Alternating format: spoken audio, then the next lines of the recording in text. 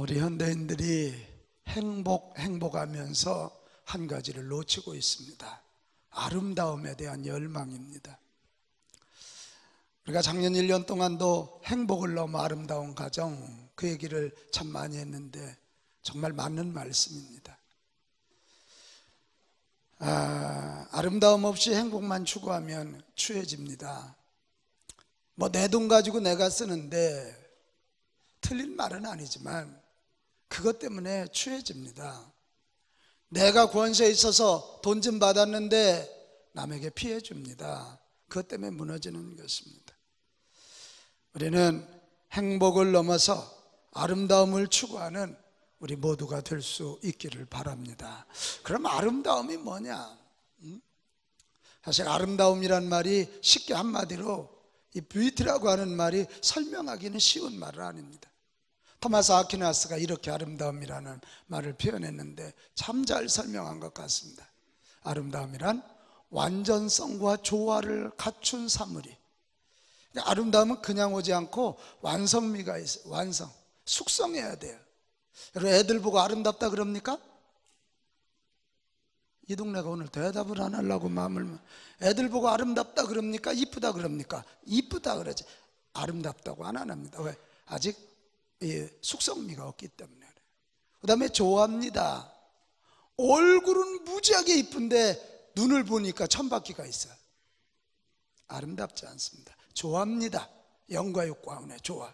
그러니까 완전성과 조화를 갖춘 사물이, 사람도 저기 포함됩니다. 거기에 간직된 형상을 빛나게 할 때, 사람으로 말하면 이 숙성, 현숙함과 그 다음에 조화로움이 있는데 그 속에 있는 그것을 통해서 하나님이 넣어주신 하나님의 형상이 드러나서 반짝반짝 빛날 때, 얼굴은 좀 못생긴 것 같은데 아름답고, 좀 돈은 없는 것 같은데도 아름다울 수가 있는 것입니다. 나는 오늘 이 강단에서 축복합니다. 여러분과 여러분 가정이, 우리 교회가, 우리 민족이 아름다운 자들 다 되기를 바랍니다. 이건 행복보다 한 차원 우회입니다. 이 진정한 아름다움을 우리가 구하고 살아야 될 텐데요, 이 진정한 아름다움은 어디서 시작될까? 저는 결론부터 얘기하면 돌봄이라고 생각합니다. 돌봄을 통해서 우리 인생들은 완전을 향해 나갑니다. 돌봄을 통해서 나의 부족함을 채우고 너의 부족함을 채워줌으로 조화로워집니다.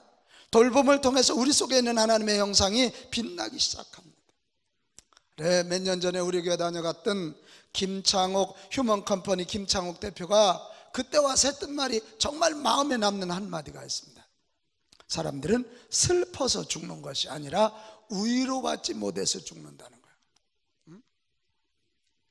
얼마든지 슬플 수 있습니다. 얼마든지 절망할 수 있지만 그때 누군가가 위로해 주면 사는 거예요. 도리어 그 슬픔과 절망의 상황을 듣고 일어나서 기적을 일으키게 됩니다. 그러나 여건과 환경이 아무리 좋아도 누군가 나를 위로해 주고 누군가 나를 돌보아 주지 않으면 그때 여인들 얼굴에서는 기미가 나오기 시작해. 노인들 어깨가 구부려지기 시작하고 애들은 귀가 처져가지고 눈치를 보기 시작해. 여러분, 돌봄이 아름다움의 시작임을 믿으시기를 바랍니다. 오늘 우리가 읽은 성경에 보면 예수님의 돌봄을 통해서 아름다움이 회복된 이야기입니다. 예수님의 15번째 기적이거든. 예수님이 제자들을 가르치고 그 제자들을 데리고 나인이라고 하는 동네에 갔습니다. 나인이란 뜻이 아름답다는 뜻입니다. 이스라엘 백성들, 유대인들은 쉔족이라 그러지 않습니까? 쉔이란 말이 이름이요, 이름을 통해서 자기들의 모든 걸 표현하는데 아마 그 동네가 뭐가 아름다웠는지는 모르지만 나인성, 아름다운 동네, 이렇게 돼 있어요. 그런데 이 나인성, 아름다운 동네가 아름답지를 못하는 거예요. 왜? 과부가 있었어요. 과부라는 얘기만 들어도 너무 슬픈데 과부에게 있는 독자, 이 독자가 죽은 거예요. 청년이. 조금 이럴 때 아픈 표정 좀 줘봐요. 어머, 이렇게 해야지. 그냥 무덤덤. 다시. 과부가 하나 있었는데요, 과부에게 독자 하나 있었거든요. 유일하게 의지하던 그 독자, 청년인 젊은이가 죽은 거예요. 그래가지고 지금 그 청년을 관에 메고 장사를 치러 나가는데 어머니가 관을 붙잡고 그냥 땅이 무너져라 꺼지라 울고 있는, 동네 사람들이 같이 울면서 그 관을 메고 지금 장지를 향해서 가는 것입니다. 얼마나 슬픕니까? 슬픔에 그치고 절망입니다. 바로 이때 예수님이 나타나셨습니다. 예수님이 나타나셔서 그 우는 여인을 불쌍히 여기시고 자식을 잃은 어머니를 불쌍히 여기시고 상여를 멈추게 하고, 그리고는 관에다 손을 얹고 청년아 일어나라 그랬더니 청년이 일어나. 그래서 청년과 대화하고 그 청년을 어머니에게 돌려줌으로 어머니 마음의 아름다움이 회복되고 아들 마음의 아름다움이 회복되고 그걸 보는 모든 사람들 마음의 아름다움이 회복돼서 나인이라는 이름이 회복되었다, 이것입니다. 그런데 이것을 보면서 사람들이 오늘 16절에 가면 놀라운 고백을 하나 하고 있습니다. 읽겠습니다. 시작. 하나님께서 자기 백성을 뭐 하셨다? 돌보셨다. 왜 이런 일이 가능하냐 이거예요. 이렇게 아름다움이 회복될 수 있었던 이유가 뭐냐 이거예요. 하나님께서 예수님을 통해서 돌보셨기 때문이다, 이것입니다. 오늘 이 나인성 과부, 죽은 나인성 과부의 아들이 살아나게 된 이유는, 그래서 그 가정의 아름다움이, 그 동네의 아름다움이 회복된 이유는 하나님께서 예수님을 통하여 돌보아 주셨기 때문이다. 이게 결론입니다. 이게 결론. 여러분 맞습니다. 이 돌봄이 아름다움을 회복하는 시작인 줄로 믿습니다. 그래서 돌보단 말이 뭐냐, 에피스케토마이라고 하는 헬라어는 위에서 보다, 그런 뜻이에요. 위에서 보다. 의사가 환자를 치료하기 위해 왕진하여 불쌍히 여기는 마음으로 섬세하고 자상하게 살피는 것이 에피스케토마이, 그거예요. 하나님은 예수님을 보내셔서 그 아들을 잃고 슬퍼하는 그 여인, 그 아들을 잃고 젊은이를 잃고 슬퍼하는 그 동네를 돌보셨어요. 돌보심으로 인하여 죽은 자가 살아나고 가정이 회복되고 동네의 아름다움이 회복되게 하셨다, 이 얘기. 그렇다면 오늘 우리도 가정의 달 맞이해서 우리 가정이 회복되고 내 인생 회복되고 내 자녀 회복되고 우리 교회가 회복되고 이 땅의 아름다움이 회복되기 원하면 예수님의 돌보심을 경험하고 우리도 예수님처럼 돌보자, 이게 결론이죠. 이게 결론. 같이 합시다. 돌보는 인생이 되자. 무슨 인생? 돌보는. 자, 그러면 어떻게 돌봄이 있는 삶을 살아낼까요? 오늘 예수님에게서 배우는 건데요, 그 첫 번째 비결이 주께서 과부를 보시고, 이렇게 되어 있어요. 같이 합시다. 보시고. 아까 얘기했습니다. 돌보다는 에피스케토마이라고 하는 말이 위에서 본단 말이에요. 그러니까 예수님이 여기서 보았단 말은 단순히 이렇게 우네? 상여가 나가네? 이렇게 보신 게 아니라 여기서 보았단 말은 이런 뜻이에요. 위에서. 위에서는 뭐예요? 하나님의 마음으로. 위에서는 뭐예요? 아버지 하나님의 마음으로 보셨다는 거예요. 이게요, 돌봄의 시작이에요. 같이 합시다. 아버지의 마음으로, 하나님의 마음으로, 바로 그거란 말이에요. 여러분, 이 상황을 어떤 사람은 손가락질하면서 저 여자가 원래 복이 없어, 이렇게 볼 수도 있어요. 어떤 사람은 어떻게 한다냐 이 정도에서 멈출 수밖에 없을지도 몰라요. 그러나 예수님은 아버지 하나님의 마음으로 위에서 바라보니까, 자, 아버지의 마음으로 바라보니까 이 여인의 아픔은 곧 하나님의 아픔이야. 할렐루야. 자식의 아픔은 부모의 아픔은 똑같은 거예요. 이게 아버지 하나님의 마음으로, 아니 내 새끼가 저런 슬픔을 당하다니, 내 딸이 저런 슬픔을 당하다니, 바로 이것이죠. 이게 그래서 그냥 보는 게 아니라 관심을 가지고 보시고. 여러분 그렇습니다. 돌보는 삶을 살아내는 시작은 하나님 아버지의 마음으로 볼 때 가능합니다. 볼 때 가능. 제가 이번 주에 세상을 품은 아이들이 한 단체를 이끌어가는 명성진 목사님 특강을 들었습니다. 이번은 소위 문제 청소년들을 교회에서 모아서 그들을 데리고 그들을 변화시키는 그런 일을 하는 인천에 있는 어느 목사님이십니다. 굉장히 감동적이었습니다. 그분 특강 중에 이 말이 제 뇌리에 남아있어요. 아픈 아이는 있어도 문제아는 없다. 문제아로 보지 말고 아픈 아이로 보라. 자기 교회에 나오는 청소년 하나가요, 자꾸 문제를 일으켜서 학교를 가봤대요. 그리고 나중에 그 아이를 알고 보니까 이 아이는 자기 아버지가 22살 때 불장난으로 난 애야. 그 여자는 도망갔어. 그 22살 난 남자가 이 아이를 키우니까 성질 날 때마다 얘를 때린 거야. 얘는 맞는 게 이골이 났어. 그러니까 학교 가서도요, 막 애들 때리는 거야. 배운 게 그거니까. 그러니까 선생님들도 지나가면서 쥐어박으면서 이놈 새끼 너 이제 지나가면서 문제아 취급하면서 계속 쥐어박아요. 그러니까 이 아이는 진짜 문제아가 되는 거예요. 그런데 이 목사님이 이 아이를 데려다가 얘기를 들어보면서 이 아이는 문제아이기 전에 아픈 아이다. 마음이 아픈 아이고 심령이 너무나 아파. 그래서 그 아이를 품기 시작하면서요, 얘가 친구들을 데려오고 친구를 데려오니까 교회 안에 소위 세상이 말하는 비행 청소년들이 다 몰려들으니까 정상적인 애들이 다 빠져나가더래. 엄마들이 하나둘 다 빠져나가더래. 그래 그 교회는 그 애들만 남았대. 근데 지금 그 아이들이 100명 이상 모여서 들어오면서 애들이 다 변화하는, 하나님 보시기 얼마나 귀한 교회야. 그래서 얼마나 귀한, 응?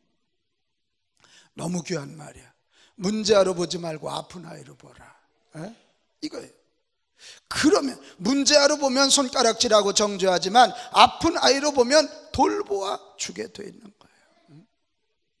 여러분, 이 보는 싸움에서 승리하시기를 바랍니다. 남 정죄하고 남 잘못한 거 지적하기는 쉬워요.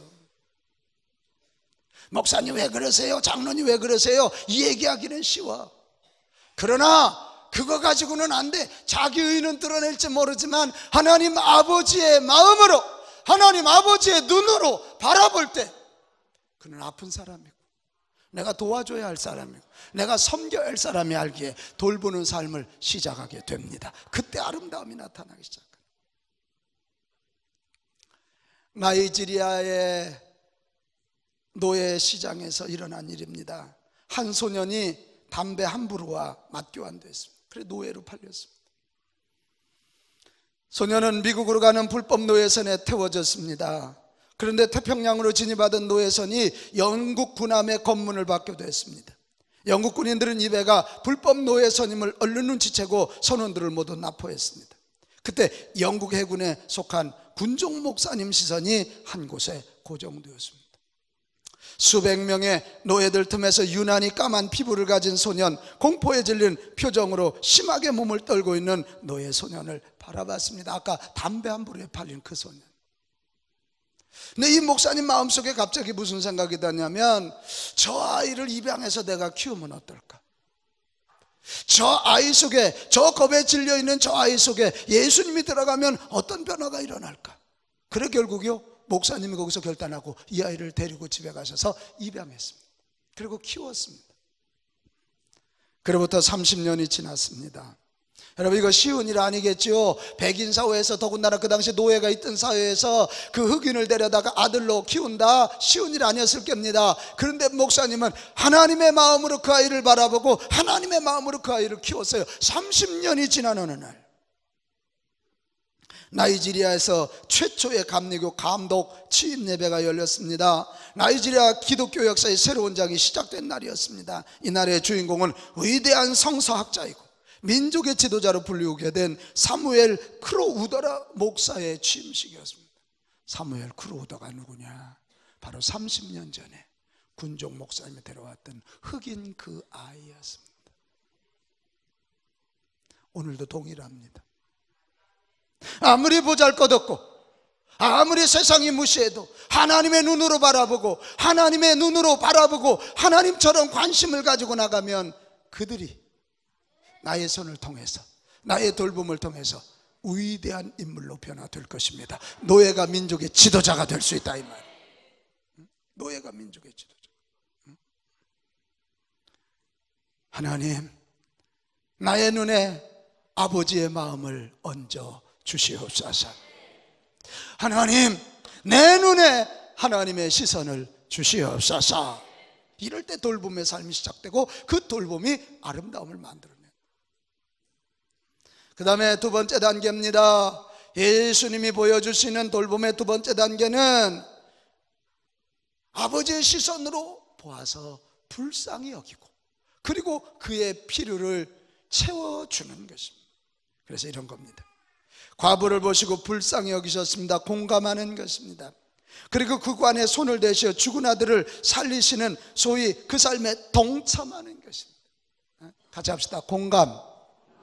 크게 봐요. 공감, 동참. 여러분, 이 두 개를 합친 걸 뭐라 그런 줄 압니까? 그걸 긍휼이라 그럽니다. 컴패션이에요.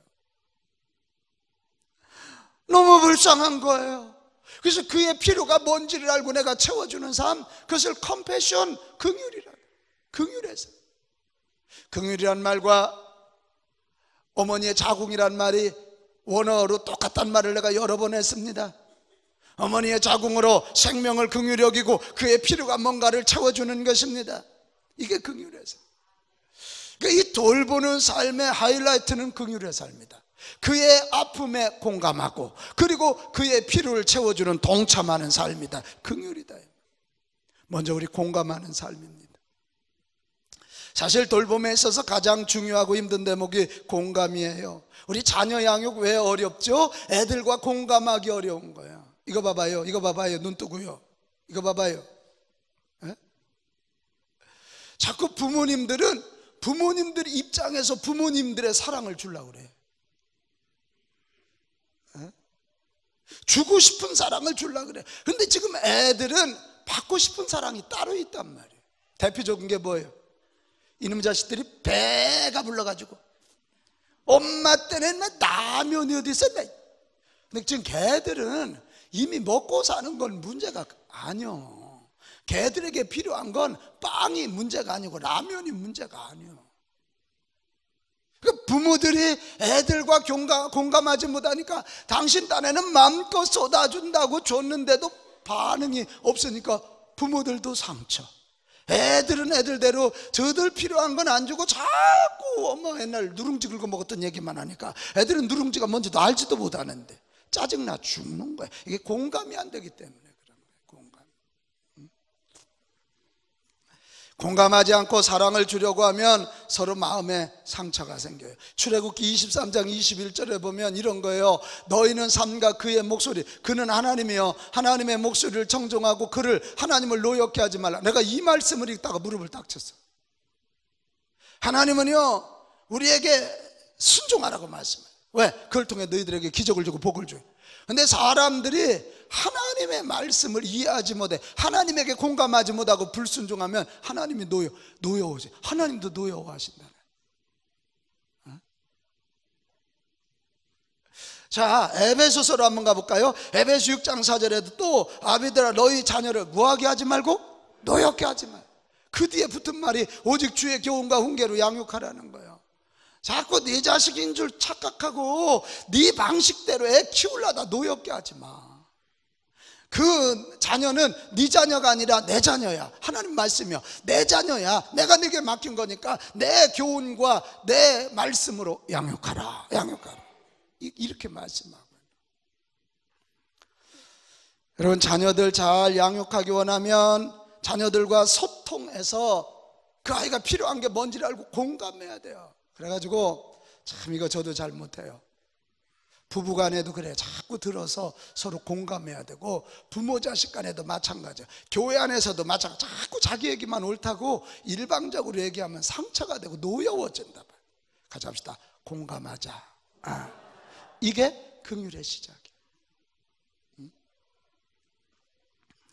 또 하나 여러분 공감만 하면 되나요? 그들의 공감하고 그들의 아픔이 뭔지를 알고 그 아픔에 얼른 동참해야죠. 자, 오늘 14절에 보면 가까이 가서 그관에 손을 대시니. 아유, 저는 이 14절이 감동이에요. 손을 대시고 청년아 내가 내게 말하노니 일어나라. 자, 봐봐요. 여기 봐봐요. 유대인들은 시체를 보기만 해도 부정하다 그랬어요. 부정하다는 얘기는 성전에 가서 예배를 못 드려. 그럼 메시아를 못 만나 구원을 못 받는다는 얘기예요. 그래 시체를 보고 나면 번제물, 희생제물을 꼭 드려야 됐어. 시체를. 근데 지금 이게 유대인들 상여는 우리처럼 꽃상여가 아닙니다. 염을 하지 않습니다. 관에다 이렇게 해놓고 시신을 그대로 똑바로 뉘어놓습니다. 왜? 부활할 때 해야 돼. 그리고 우리처럼 매장하는 게 아니라 불을 파가지고 거기다 밀어넣습니다. 무슨 연구차로 데려가는 게 아니야. 그러니까 관을 뚜껑만 열면 시신이야. 그걸 사람들이 지금 들고 가는 거야. 결국 관에다 손을 댔다는 건 시신에 손을 댔다는 거야. 자, 김선실 권사님, 시신에 손댄 사람이 예수님이고 또 한 사람이 있을 것 같은데 누굴 것 같아? 엄마야, 엄마야. 다른 사람은 부정하다 그래서 상여 메고 가는 것도 힘들어요. 엄마는 그 관을 붙잡고 아들아 이게 어떻게 된 일이냐, 청년아 일어나라, 이 얘기를 예수님만이 한 게 아니야. 어머니가 아니야. 이놈아 네가 죽으면 어떡해, 네가 아직 죽을 나이가 아니야, 어서 일어나거라. 이게 지금 예수님이 어머니와 동일하게 시신에 손을 댔고, 그리고 어머니와 동일하게 외치는 거예요. 일어나라. 할렐루야. 여러분 이걸 동참이라 그럽니다. 이게 동참. 그럼 바로 이겁니다. 하나님은, 자 성경 한번 볼까요? 에베소 2장 4절. 에베소 2장 4절 시작. 긍휼이 풍성하신 하나님. 잠깐만, 하나님이 어떤 하나님이라고요? 긍휼이 풍성하신 하나님이 우리를 사랑하신 그 큰 사랑, 십자가의 사랑을 인하여, 그 얘기거든. 하나님은 긍휼이 풍성하신 하나님, 공감하고 그의 필요에 동참할 때, 다른 말로 하면 공감 플러스 동참은 긍휼이라 그랬어. 긍휼함으로 살 때 하나님은 그의 긍휼을 통로 삼아 당신의 능력을 쏟아부어 주신다. 그러면 죽은 아들이 일어나는 거예요. 기적이 일어나는 거예요. 하나님의 능력이 임하게 되는 거예요. 우리는 오늘 이런 건 안 해. 긍휼은 베풀지 않고 하나님의 기적만 구해. 1211명도 우리가 긍휼한 마음으로 그들에게서 공감하고 그들 삶에 동참해 줄 수 있다면, 긍휼의 삶을 살 수 있다면, 나라는 통로를 통하여 하나님의 능력이 임하니 그들이 예수님 앞으로 돌아와 믿음의 자녀가 될 것입니다. 이것은 여러분 진짜 돌보는 삶을 잘 살기 원하거든. 공감 그리고 동참을 통하여 긍휼의 삶을 풀어내실 수 있기를 바랍니다. 나는 분명히 믿어요. 긍휼을 통하여, 긍휼을 통로 삼아 하나님의 능력이 임한다면, 오늘 성경은 뭐예요? 장례식장이 부활 축하식장으로 바뀌어버렸잖아. 이게 절망의 땅이 희망의 땅으로 바뀌어버린 거예요. 우리가 네팔, 사실 우리하고 무슨 상관이 그렇게 있어요? 기독교의 나라도 아니고 힌두와 무슬림을 주로 믿는 그런 나라예요. 그러나 우리가 공감하고, 우리가 그들의 삶에 동참하고, 기도로 동참하고, 헌금으로 동참해주고, 응원으로 동참해주고, 이럴 때 우리라는 통로를 통해서 하나님의 능력이 임하면 네팔이 이번에 저 절망의 땅이 희망의 땅으로, 우상을 섬기던 땅이 하나님을 섬기는 땅으로, 할렐루야. 바로 이것이, 바로 이것이. 이번 가정의 달 정말 아름다움이 회복되기 원하면 우리 한번 그런 노력을 해봅시다. 긍휼. 내 아내를 공감하고, 내 남편과 공감하고, 내 자식과 공감하고, 내 부모와 공감하고, 아멘을 언제 하려나 모르겠네. 내 목장원들과 공감하고, 할렐루야. 내 직장 동료와 공감하고, 내 학교의 제자들과 공감해보는 거야. 한번 공감해보고, 그들의 필요를 작지만 채워주는 거죠. 아멘. 그 긍휼의 삶이 있을 때, 긍휼이라는 통로를 통해서 긍휼이 풍성하신 하나님이 능력을 주시면 장례식장이 부활 축하식장으로 바뀐다. 여기까지. 마지막 세 번째입니다. 이렇게 하나님의 눈으로 바라보고 긍휼을 통하여 하나님의 능력이 임하게 했으면, 마지막, 여러분 이 돌보는 삶의 완성은 하나님께 영광을 돌리는 것입니다. 오늘 16절에 보면 모든 사람이 두려워하며 하나님께 영광을 돌려 이르되, 하나님께 영광을 돌렸어요. 여러분, 모든 기적의 결론도 하나님의 영광이듯 이 돌봄의 결론도 하나님께 영광이 되어야 됩니다. 왜? 자, 이거 잘 봐야 돼요. 되게 돌봐줬다가 문제가 더 생기는 경우가 있어요. 내가 당신을 이만큼 돌봐줬는데 나한테 고마워를 안 해. 김보라, 내가 너를 이만큼 돌봐줬는데 네가 고맙다고 안 해. 이 섭섭병이 걸려가지고 시험에 들어서 깨지는 경우가 많습니다. 하나님께 영광이 된다는 건 이런 겁니다. 따라합시다. 나의 나됨도 하나님의 은혜입니다. 맞지요? 네. 하나님이 예수님 통해서 나를 돌봐주셨고, 하나님이 다른 사람들을 통해서 나를 돌봐줬어. 그 은혜로 내가 오늘 여기까지 온 거지. 은혜로 여기까지. 할렐루야. 은혜로 온 거예요. 그렇다면 내가 남을 돌보는 것도 은혜에 비친 자니까 남을 돌보는 것도 감사함으로 남을 돌보는 것도 마땅하잖아. 마땅하잖아. 그러니까 뭐 섭섭병 걸릴 거 있어 없어? 없어요. 이해가 되십니까? 그래서 우리 그리스도인들의 삶의 마지막은 하나님께 영광이야. 하나님께. 오늘 이 죽은 아들이 살아난 것을 본 모든 사람들, 제자들, 동네 사람들, 상여를 맨 사람들, 과부, 살아난 아들, 이들이요, 이 사건을 보고 난 다음에 인생이 확 바뀌었을 것입니다. 이런 일이 일어났을 것 같아요. 하나는, 따라합시다. 하나님은 진짜 살아계시다. 진짜가 중요해. 지금까지 그냥 하나님 살아계시되 그게 아니라 보니까 진짜 하나님이 살아계시네. 그래서 그들이 하나님을 두려워하기 시작했다는 거야. 하나님 두려워했다는 건 삶에서 하나님을 의식하며 산 거야. 의식. 여러분, 우리 신앙의 중요한 열매가 하나님을 두려워하는 것입니다. 죄지면서도 하나님이 두렵지 않다는 건 미안하지만 살아있는 믿음이 아닙니다. 죄지면서도 하나님이 의식되고 내가 이러면 안 되지, 하나님이 바라보고 계시지, 거기까지 가야 됩니다. 거기까지. 도둑질하면서도 하나님이 두렵지 않으면 미안하지만 하나님 아직 생생한 믿음은 아닙니다. 이 하나님을 두려워하는 사람은 하나님의 주권을 인정하고 하나님의 눈치를 보고 사는 사람이요, 바로 그때 우리는 세속의 역사에서 구속의 역사 안으로 들어오기 시작하는 것입니다. 또 이 사람들은 어땠을까? 예수님이 하나님의 아들이구나. 그래서 예수님이 하신 말씀을 마음에 잘 담으려고 그랬을 거고, 그 말씀대로 살려고 몸부림쳤을 거예요. 그 말씀 지키다가 고난을 당해도 감사하며, 이 말이 맞는 말씀이요, 고난이 와도 고난을 감사하며 나갔을 거예요. 여러분, 이게 예수 믿는 삶이에요. 예수 믿으니까 뭐 고난도 안 오고 질병도 안 오고 문제도 안 오는 거, 그거 아니에요. 예수 믿기 때문에 고난이 와도 이 예수 믿는 것 때문에 바르게 살기 위해서 고난이 온다면 도리어 감사하며 나가는 것이 믿음입니다. 그것이 믿음이에요. 그것이 믿음. 이 사람들은 그렇게 살았어요. 저는 요셉이가 정말 멋있어요. 형님들에 의해서 죽임을 당하려다가 종으로 팔려갔잖아요. 그래 보디발 장군, 황제의 경호실장 가정에서 인정을 받아서 가정의 총무가 됐지 않습니까? 잘 나갔어요. 그런데 이게 난데없이 보디발의 아내가, 미세스 보디발이 요셉을 유혹하는 장면이 펼쳐지지 않습니까?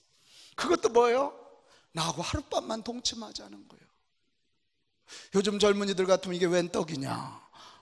그리고 동영상 딱 촬영해놓고 돈 필요할 때마다 사모님 1억이 필요합니다, 이걸 공개할까요? 돈을 주실래요? 이랬을 거예요. 이게. 그러나 요셉은 어떡합니까? 내가 어떻게 하나님 앞에서 범죄하겠습니까?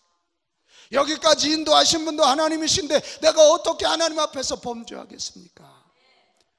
그 주인마님의 거절을, 주인마님의 요청을 거절한다는 건 죽음이라는 걸 요셉이 왜 몰랐겠어요? 노예 그거 목 하나 치는 거야. 무슨 문제가 되겠습니까?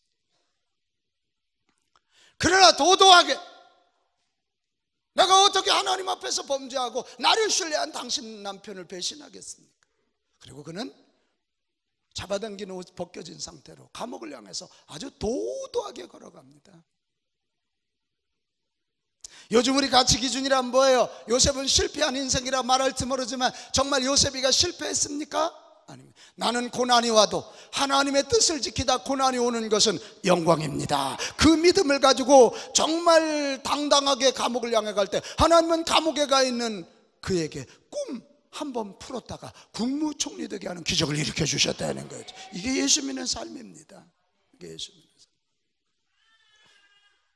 사랑하는 여러분, 정말 돌봄의 삶의 완성은 하나님께 영광 돌리는 것임을 기억하십시오. 오늘 자녀 주일 맞이해서 자녀 양육도 그렇습니다. 시편 127편 3절에 보면 보라, 자식들은 여호와의 기업이요 태의 열매는 그의 상급이라 그랬어요. 여호와의 기업이라는 건 우리 자녀들은 하나님의 것이라는 거예요. 믿으십니까? 내 자녀 아니라 하나님의 자녀. 태의 열매는 그의 상급이다. 하나님이 주신 상급이라면 하나님의 자녀니까 거룩하게 지키고 상급이니까 감사하며 키우라는 거예요. 자꾸 내 자녀로 착각하지 말고 하나님의 자녀니까 에베소 6장 4절 아비들아 너희 자녀를 노엽게 하지 말고 오직 주의 교훈과 훈계로 양육하라. 하나님의 말씀 하나님의 뜻으로 양육을 해야지 자꾸 내 인생의 삶의 목표를 거기다 투영하지 말라. 그리고 이거 봐봐요.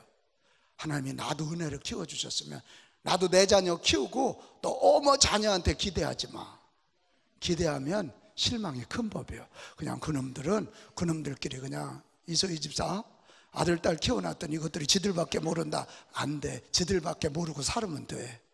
그냥 거기는 이영진 집사하고 둘이 알콩달콩 잘 살아. 그렇게 하면 되는 거야. 할렐루야. 이게 사랑의 법칙이에요. 우리 삼계가족 여러분, 이 가정의 달, 우리 모든 인생의 결론은 하나님께 영광을 돌림이 되게 하십시오. 이게 돌봄의 완성. 오늘 자녀 주일인데요, 자녀들에게 하나님이 주신 형상이 회복되어 아름다움을 회복하고 부모들의 슬픔이 끝나 아름다운 가정을 이루려면 우리도 예수님의 돌봄의 비밀을 알고 돌봄의 삶을 펼쳐갑시다. 하나님의 마음으로 보십시다. 그리고 긍휼의 삶을 펼치십시다. 그리고 하나님께 영광을 돌립시다. 그리고 우리 자녀들에게 예수님의 돌보심을 경험하도록 길을 열어줍시다. 그냥 교회 다니니까 얘들이 예수님 만났겠지 착각하지 마십시오. 일주일에 1시간 가지고 되겠습니까? 그들이 예수님과 직접 만날 수 있도록 연결해주고 가정 예배를 드리고 말씀을 가르치고 그렇게 노력하십시오. 그리고 혹시 여러분 중에 우리 자녀는 안 돼 이렇게 혹시 포기하고 있는 사람들이 있습니까? 포기하기 너무 이릅니다. 예수님은 죽은 아들도 살려서 어미에게 위로가 되게 하셨습니다. 포기하기 너무 이릅니다. 예수님이 계시는 한 이 세상에 변화되지 않을 사람은 없습니다. 없어요. 중독 때문이라고요? 여러분, 중독은 중독으로 고치는 거예요. 예를 들어 본드 중독이라면 본드보다 걔가 더 좋아하는 게 음악이라면 본드 생각 안 나게 음악을 계속 중독시켜버려요. 진짜 좋은 중독은 예수 중독이요. 예수 중독. 예수님 중독되면 고칩니다. 예수님이 좋은데 뭐 알코올을 못 끊겠습니까? 그렇게 하면 돼요. 진정한 아름다움은 예수님의 돌봄이 있을 때 가능합니다. 예수님의 돌봄이 없으면 죽음이요, 돌봄이 있으면 삶입니다. 우리 모두도 예수님의 돌봄을 경험하고 돌봄의 대리자가 되어서 돌봄으로 나와 내 가정과 내 교회와 내 직장과 내 지역과 내 민족 가운데 진정한 아름다움 삶이 펼쳐지기를 주님의 이름으로 축원합니다. 우리 같이 찬송하겠습니다. 예수 나의 좋은 치료자, 그의 눈이 머무는 곳은 나의 슬픔과 고통. 고개를 들어 그의 눈을 볼 때 난 알았네. 예수 나의 좋은 치료자. 우리 찬양하면서 준비된 예물 올려드리겠어요. 우리 찬송이 얼마나 은혜가 되는지 몰라요. 이 찬송 은혜롭게 부르는 중에 우리 예수님이 오늘 오셔서 우리를 타치하심으로 죽은 아들 타치할 때 살아난 것처럼 저와 여러분을 타치하실 때 영과 육 가운데 강건한 역사가 나타날 것입니다. 만문이 열릴 것이고 육신의 병이 떠나가고 악한 영들이 떠나가는 역사가 일어날 겁니다. 예수 나의 좋은 치료자.